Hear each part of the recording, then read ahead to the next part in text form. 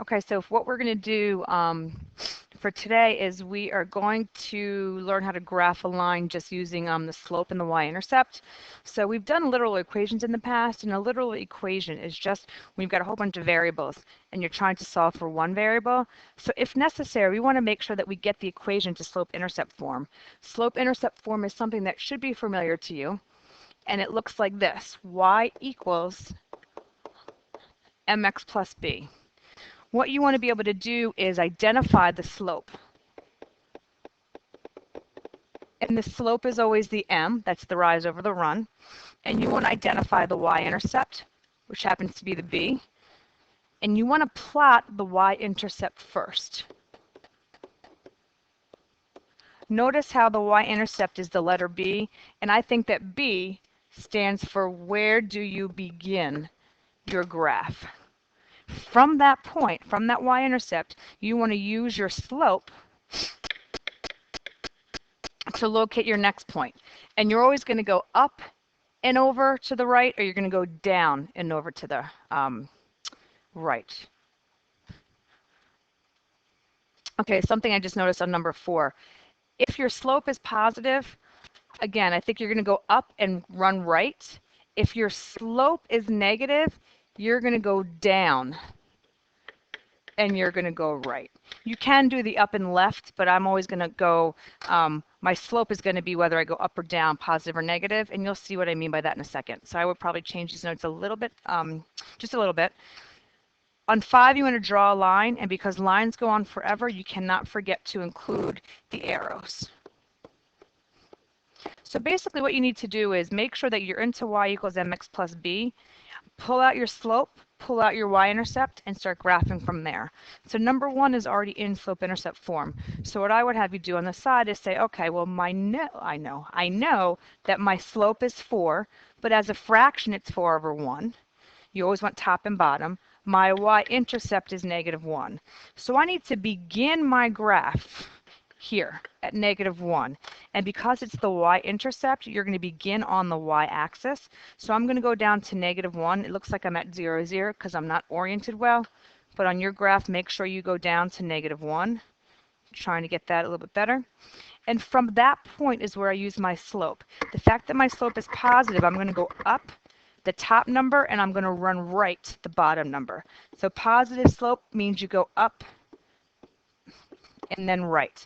I'm going to go up from my y-intercept 4 points, 1, 2, 3, 4, and I'm going to run to the right 1. And then I could do it again, up to 3, 4, and run to the right 1. When I connect those dots, I put arrows on the end, and there's my line. On the second one, I'm not in y equals form, so I have to rearrange this so I get into slope-intercept, which means I'd have to subtract 4x on both sides. What that ends up with is -2y equals -4x plus 8. You're still not in y equals mx plus b, so you have to divide everything by -2, and then you end up as y equals positive 2x minus 4. Well, the slope is 2, or as a fraction 2 over 1. My y-intercept is -4. I begin graphing at the y-intercept, so I begin at -4. My slope is positive. I'm going to go up and right. So from -4, I'm going to go up 2 to the right 1, up 2 to the right 1. And there is my line. You only need 2 points to connect your dots to make a line. Feel free to use more than 2 points. I guess one thing that's worth showing you back on the notes, and this is kind of what I fumbled over before when I was reading it, it says here if it's negative, what I crossed out, it says if it's negative, you can go up and to the left. Okay, and that should be true as well. So let's come back here for 1 second. The same thing for negative. Hold on, wait, let me pause this for.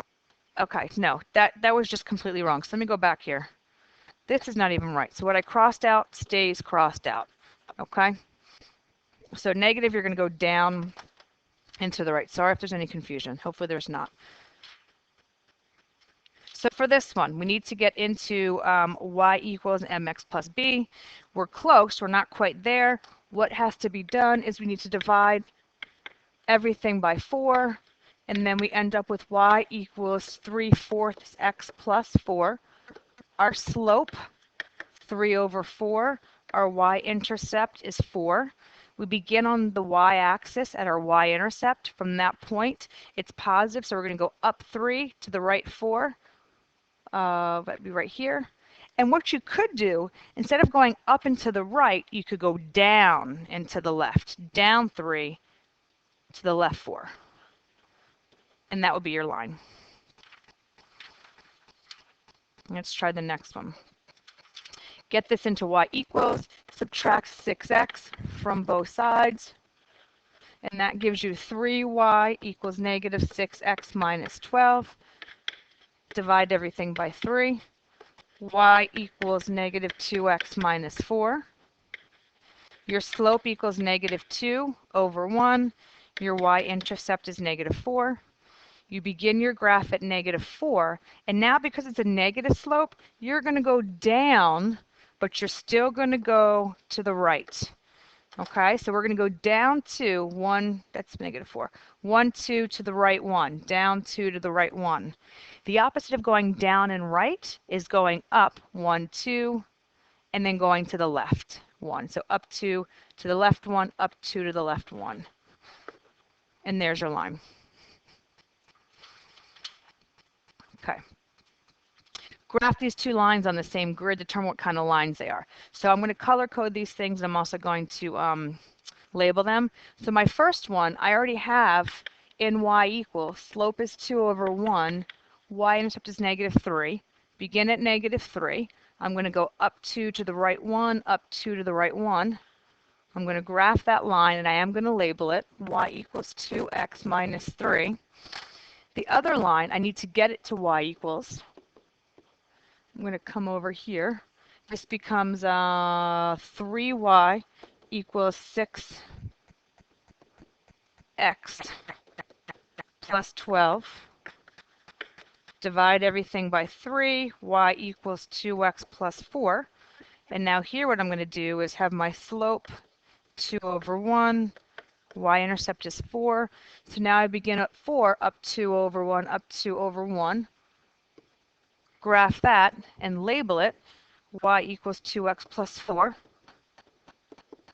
So what kinds of lines are these? Well, they never intersect, so these lines happen to be parallel. Next question is, what do you notice about their slopes? Well, if you take a look at the slopes, this slope was 2/1. This slope was 2/1. They happen to be the same. They are the same. So then you should always know that parallel lines have the same slopes. Let's take a look at the next one. First line is already in y equals, so I'm going to begin at negative 5. So my slope is a half.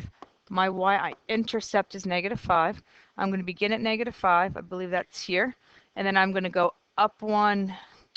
It's not oriented, so it's all messed up for me. Up 1/2. Up 1/2. And again, your lines will be much better. I'm having a hard time here because it's not oriented. And then I'm going to label this y equals a half x minus 5. Other one is not quite into y equals, but if I subtract 2x on both sides, I'm going to get y equals negative 2x plus 3. In this case, my slope, negative 2/1. Y-intercept is 3. I'm going to begin here at 3, and I'm going to go down 2/1, down 2/1, and I'm going to connect that, and then I'm going to write this as y equals negative 2x plus 3. Maybe hard to tell on here, but these two lines are perpendicular. If I were to take a protractor and measure the point at the point of intersection, you're going to see you've got right angles. So these lines are perpendicular. And what do you notice about their slopes?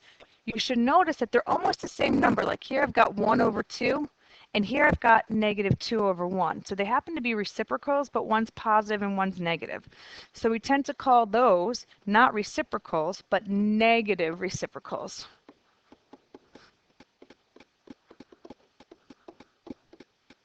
So parallel lines have negative